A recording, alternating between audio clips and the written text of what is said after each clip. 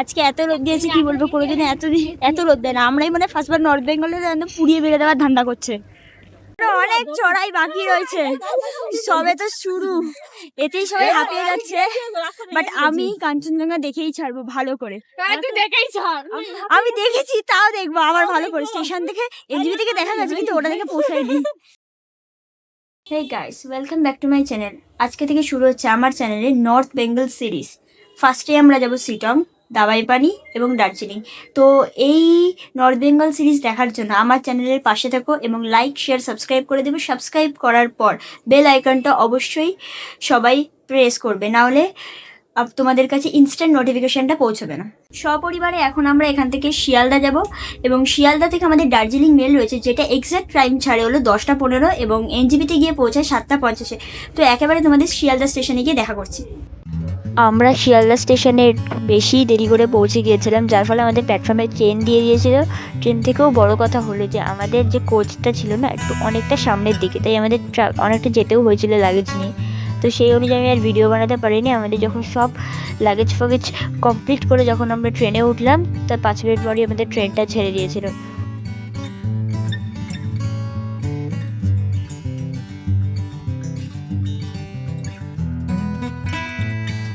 একদম exact time যেটা 10টা 15, সেই টাইমেই ছেড়েছে।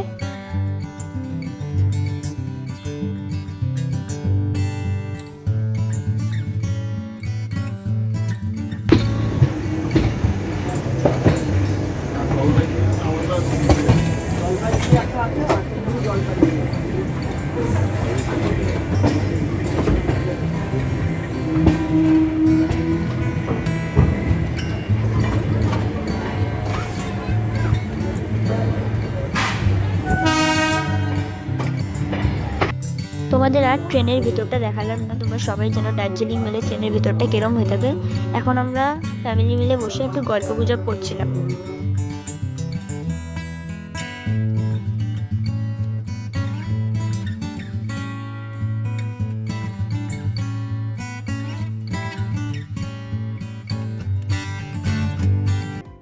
সবে আমি বাড়িতে এলাম, সবে বর্ধমান থেকে ট্রেনটা ছাড়লো। কেননা আমরা যখন শিয়ালদা এসে পৌঁছেছি, ভিডিও করার ছিল না, কেননা এত লেট ট্রেনটা বলবো, আমার মুখ টুক দেখে তোমাদের বিধ্বস্ত মানেই হতে পারে। প্রচুর লেট ছিল, তারপরে সিগনালে দাঁড়াচ্ছিল। তারপর আমরা শিয়ালদাতে কোনো রকম ভোর পেলাম, ট্রেনটা ঢুকে গেছিল অলরেডি প্ল্যাটফর্মে। আমাদের S3 ছিল কম্পার্টমেন্ট। তো এসে মাত্র বিধ্বস্ত অবস্থায় এসে খাওয়া দাওয়া করলাম। খাওয়া দাওয়া করার পর কারোর আর এনার্জি ছিল না ভিডিও বানানোর মধ্যে। আমি এখন আপার বাদে এসে শুয়েছি, এই ভিডিও বানাচ্ছি, আর খুবই বিধ্বস্ত লাগছে এবার, আমি জানি। সো আমার বাবা নেমেছিল বর্ধমানে ভিডিও ফুটেজ থাকলে আমি সব তোমাদের সাথে শেয়ার। এখন ট্রেনটা কত স্পিডে চলছে আমি দেখানোর চেষ্টা করছি। গাইস, আমি ট্রেনটার স্পিডটা দেখলাম, স্পিড তোমরা দেখতে পাবে আমি জানি না। 65 কিলোমিটার বেগে চলছে।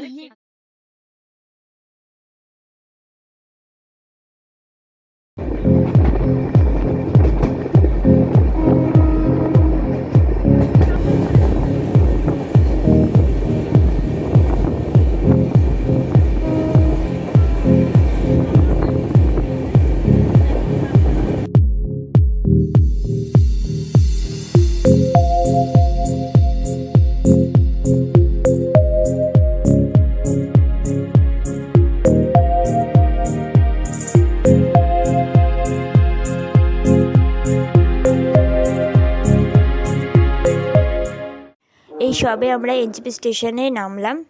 এখন আমরা আমাদের যে গাড়ির ড্রাইভার রয়েছে তার কাছে যাচ্ছি। আমরা যে টাইমে নর্থ বেঙ্গল এসেছি সেই টাইমে প্রচুর টুরিস্টের ঢল নেমেছে এই এনজিপিতে, কারণ এই টাইমটাই হলো বেস্ট নর্থ বেঙ্গল আসার সময়। শীত পড়েছে, আর আমাদের কাঞ্চনজঙ্ঘা পুরো ফ্লাইওভার দিয়েই দেখা যাচ্ছিল, এত পরিষ্কার আকাশ। এই যে হলো আমাদের গাড়ি স্করপিও, এটা করেই আমরা নর্থ বেঙ্গলের উদ্দেশ্যে পাড়ি দেব। অবশেষে আমাদের গাড়ি ছেড়ে দিল এনজিপি থেকে। এখন আমরা সাইট সিন করতে করতে শিলং এর দিকে যাচ্ছি। এমনি আমাদের ট্রেন 8 ঘন্টা মতো লেট দিয়েছিল, তাও 7টা 50-এর মধ্যে। 50-এর বদলে ঢুকতে ঢুকতে প্রায় 8:30 বেজে গিয়েছে। ট্রেনে লেটের কারণে আর এমনি আমাদের কিছু সমস্যার কারণে আমাদের বেজে গেল প্রায় 10টা। গাড়ি প্রায় 4:30। এখন গাড়ি রানিং দিচ্ছে, আমরা এখন সাইট সিন করতে করতে শিলং যাবো।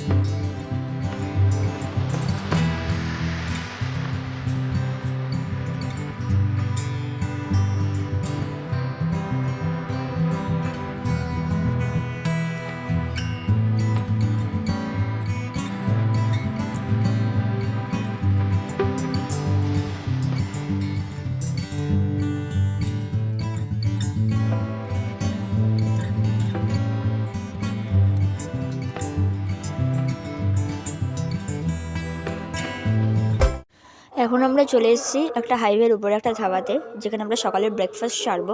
এখানে আমরা আলুর পরোটা আর তরকারি অর্ডার করেছিলাম।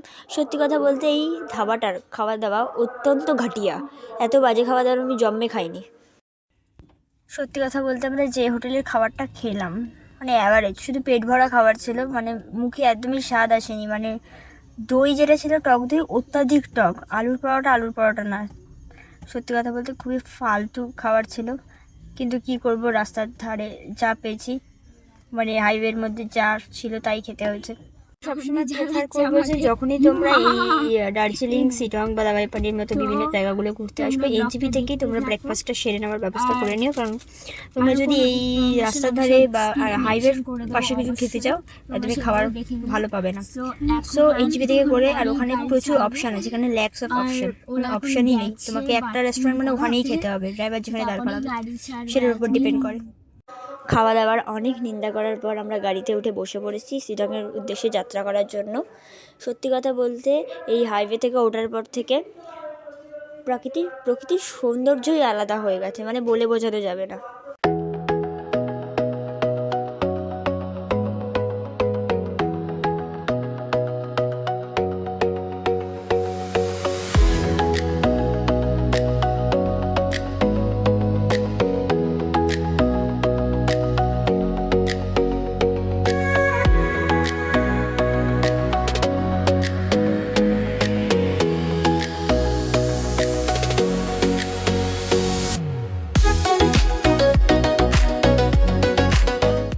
এই যে সরু রাস্তাটা তোমরা স্ক্রিনে দেখতে পাচ্ছ, লিটারালি এখান থেকে যখন আমাদের গাড়িটা যাচ্ছিল না, তখন আমরা শুধুমাত্র ভেবে নিয়েছিলাম যে এইবারের মতো ঠাকুর আমাদের বাঁচিয়ে নেও। এই রাস্তাটা দেখতে পুরো টেম্পল রান যেরকম হয়, এইদিকে খাদ ওইদিকে খাদ, লিটারালি তাই। আমাদের ড্রাইভার যে কীভাবে ও গাড়ি চালিয়ে আমাদের ওই পারে নিয়ে গেছে সেটা ওই জানে। কিন্তু আমাদের অবস্থা সত্যি কথা বলতে, ভালোবাসায় বলতে গেলে ফেটে গিয়েছিল।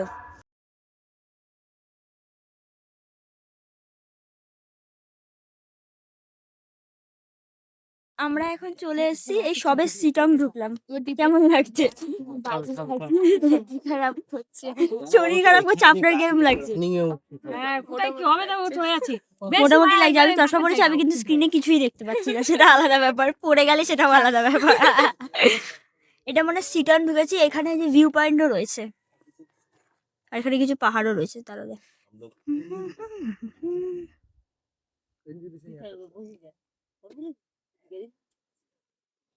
এখানে বসে হলে ভিডিও বানাতে পারবে। Shillong, I love Shillong. চলো তো, আমি ঘুমানো হচ্ছে না। ল্যান্ডস্কেপটা দেখো শুধু। এখন আমরা আমাদের গন্তব্যের নেক্সট ভিউ পয়েন্ট যাব, অহলধারা ভিউ পয়েন্ট। কিন্তু সত্যি কথা বলতে এই নর্থ বেঙ্গলের যে কোনো রাস্তা দিয়ে গেলেই তার প্রাকৃতিক সৌন্দর্য দেখে ভাই মুগ্ধ হয়ে যেতে হবে।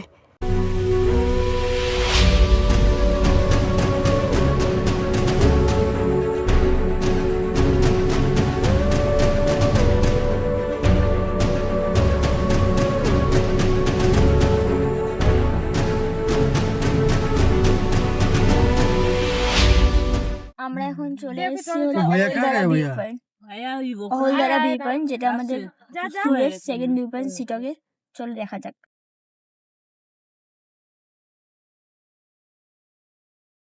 অনেক চড়াই বাকি রয়েছে, সবে তো শুরু, এতেই সবাই হাঁপিয়ে যাচ্ছে।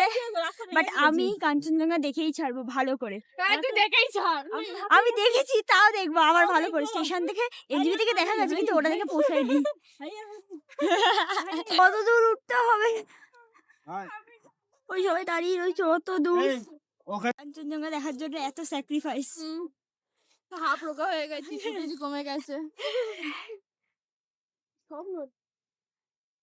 কাকে ভিডিও করতে কি দেখাচ্ছে, নেটওয়ার্কই নেই এখানে। এত সুন্দর কোনো পাহাড়কে দেখা বলে তো আমার মনে হয় না।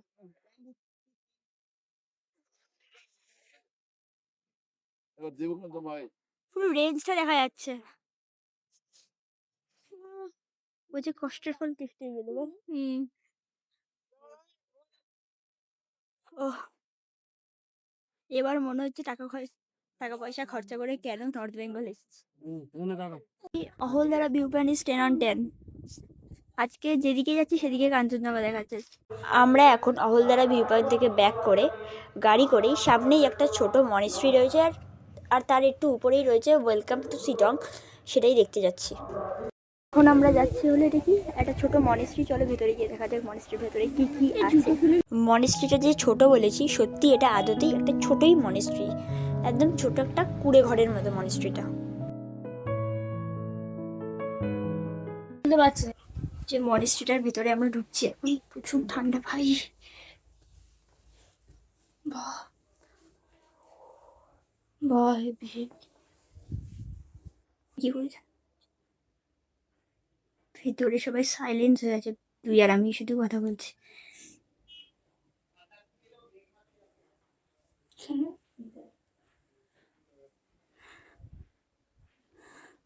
খুব নিরিবিলি জায়গা, মানে কথা বলতেও ইচ্ছা করবে না, এতটাই শান্ত জায়গা। আমাদের বাঙালি মানে কোনো ধর্মকে অপমান করি না, বাট বুদ্ধিস্টরা একটু স্বভাবতই মানে শান্ত প্রকৃতির হয় সব থেকে, কি নিস্তব্ধ।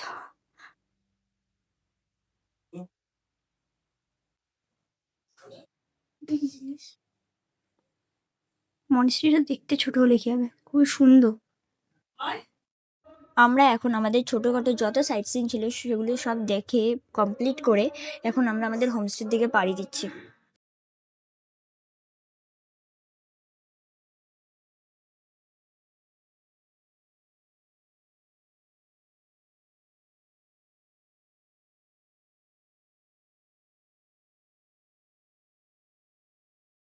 রাস্তায় যেতে যেতে কয়েকজন লোকালের সাথে দেখা হয়ে গেল, তাই আমরা এখন তাদের বিস্কুট খাওয়াচ্ছি।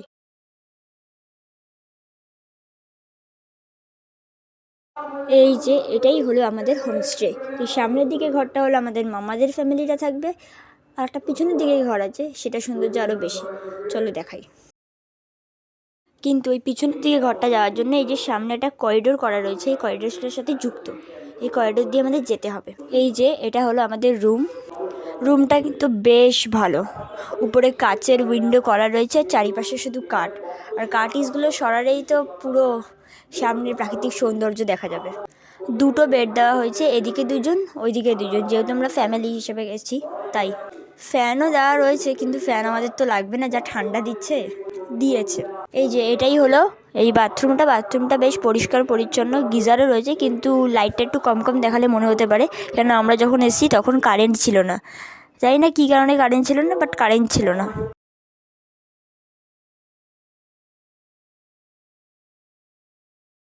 এখানে একটা ছোট্ট মতো সেন্টার টেবিল দিয়েছে, আর একটা মিরর রয়েছে, তোমরা দেখতেই পাচ্ছ যেটা। এই যে ব্যালকনি খুললেই এত সুন্দর প্রাকৃতিক দৃশ্য, ওই পারের পাহাড় গাছপালা প্রভৃতি দেখা যায়। আর আমরা যখন এসেছিলাম প্রচুর হাওয়া চলছে, দেখতেই পাচ্ছ তোমরা। যেহেতু আমাদের হোমস্টেতে ঢুকতে ঢুকতে প্রায় 3:30 বেজে গিয়েছিলো, তাই আমরা চটপট করে খেতে চলে এসেছিলাম। দুপুরের খাওয়ার মেনুতে ছিল এক রকমের শাক, যেটা পাহাড়েই পাওয়া যায়, ভাত ডাল, ঝুরঝুরি আলু ভাজা এবং ডিম কষা।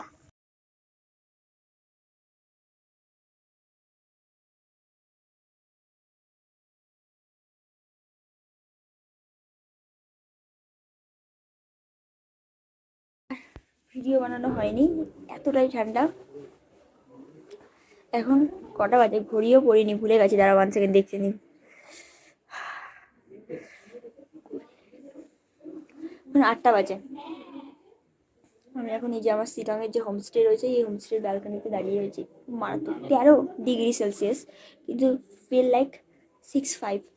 প্রচণ্ড আমার কথা বলতেও কষ্ট হচ্ছে। আর আমি হোমস্টেটা দেখানোর পর আমি তো খেতে বসে গেছিলাম, তারপর টায়ার্ড ছিলাম, ঘুমিয়েও পড়েছি। এই সবে উঠলাম, ওরা পাকোড়া চা দিয়ে গেল, ওই খেলাম, তারপর আমি ঘুমিয়ে পড়েছিলাম। বাড়িতে সবাই ঘুমিয়ে পড়েছিলাম, আমি একা নয়। কিরম লাগছে, কিরম শীত পড়েছে বলে মনে হচ্ছে? ভালো ভালো শীত পড়েছে তুলনামূলক অনেক। শিলং আজকে হলো রাত হয়েছে। কি হয়েছে? রাত হয়েছে। আর আমি স্টেশনের পর ওই যে এনজিপিতে গিয়ে ভিডিও বানাতে পারিনি, কেননা আজকে প্রচণ্ড লেভেলের টুরিস্টের ভিড়। মানে সামনে যে ক্যামেরাটা খুলবো পায়ের উপর দিয়ে ট্রলি চালিয়ে দিয়ে চলে যাচ্ছে, ওর জন্যই আমি ওই ভিডিওটা বানাতে পারিনি।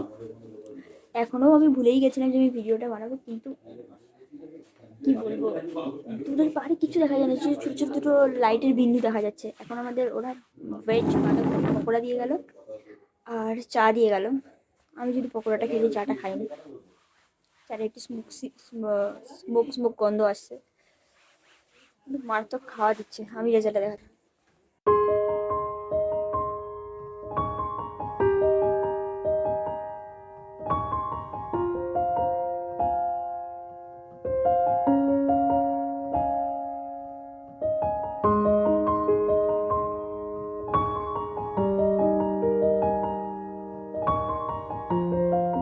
এখন আমরা যাচ্ছি একটু বাইরে ওয়াকিং করতে, দুই বোন মিলে। ভাই আমরা কথা বলতে পারছি না, এটা সব থেকে বড় কথা। দুই বোনকেই খুব বেকার দেখতে, তো রোমান মানে একজনকে ভালো দেখতে, একজনকে বেকার দেখতে। দেখ কিরম অশিক্ষিত, পিছনে টানছি। রাতে বেলায় আমাদের হোমস্টেটা দেখ, খুব ভালো দেখতে। আমাদের হোমস্টে আমাদের বদনের থেকে তো খুবই সুন্দর দেখতে, এইটুখানি আমি বলতে পারি। নিজেদেরকে নিজেরাই রোস্ট করছে, এর থেকে আর বেশি কিছু কিছু করতে পারবো না।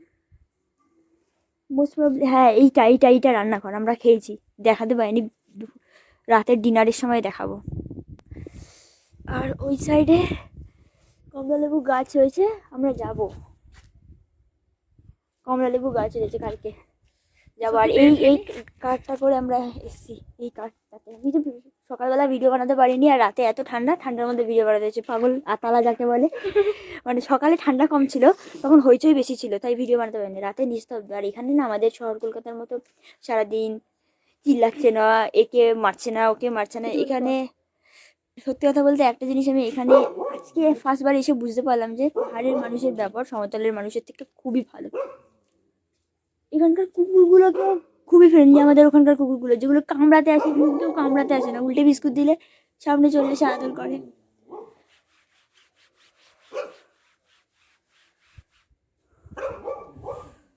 বাইরে 13 ডিগ্রি সেলসিয়াস দেখে 5-6 লাগছে, কাঁপুনি দেওয়ার মতো ঠান্ডা। তুই পালাবি, তোকে ওইভাবেই ধরবে। এই যে কি হয়েছে? এখানে বসে আছে। এই যে কি হয়েছে?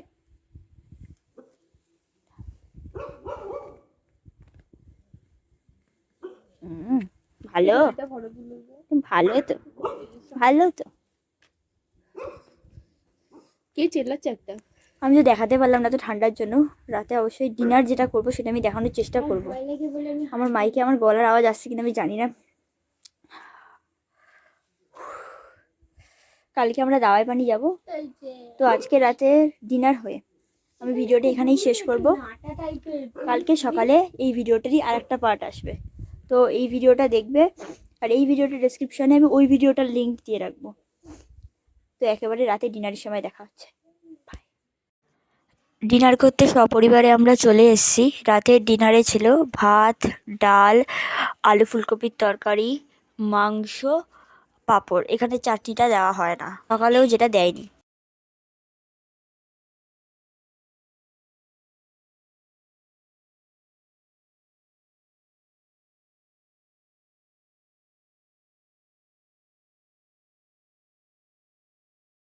তবে আমরা ডিনার সেরে আমাদের রুমে চলে এলাম। বাইরে বীভৎস হাওয়া দিচ্ছে আর প্রচণ্ড ঠান্ডা। তো আজকের মতো এই এপিসোডটাকে আমি শেষ করলাম। তো দেখা হবে পরের এপিসোডে। আর যদি আপনারা এরম আরও নতুন নতুন ভিডিও দেখতে চান তো আমার চ্যানেলকে লাইক কমেন্ট এবং সাবস্ক্রাইব করে দেবেন। সাবস্ক্রাইব করার পর বেল আইকনটা অবশ্যই ক্লিক করবেন, তাহলে ইনস্ট্যান্ট নোটিফিকেশান আপনার কাছে যাতে সহজেই পৌঁছে যায়। তো কালকে সকালে আমরা যাচ্ছি শিলংয়ের সাইট সিন কমপ্লিট করে দাওয়াই পানি, এবং দাওয়াই পানিতে থাকবো, তারপরে দিয়ে আবার দাওয়াই পানি থেকে দার্জিলিং যাব। সেই কালকে দাওয়াই পানি, শিলং টু দাওয়াই পানি ব্লগটা স্টার্ট হবে। তো আজকের মতো শেষ, দেখা হচ্ছে কালকে সকালে, বাই।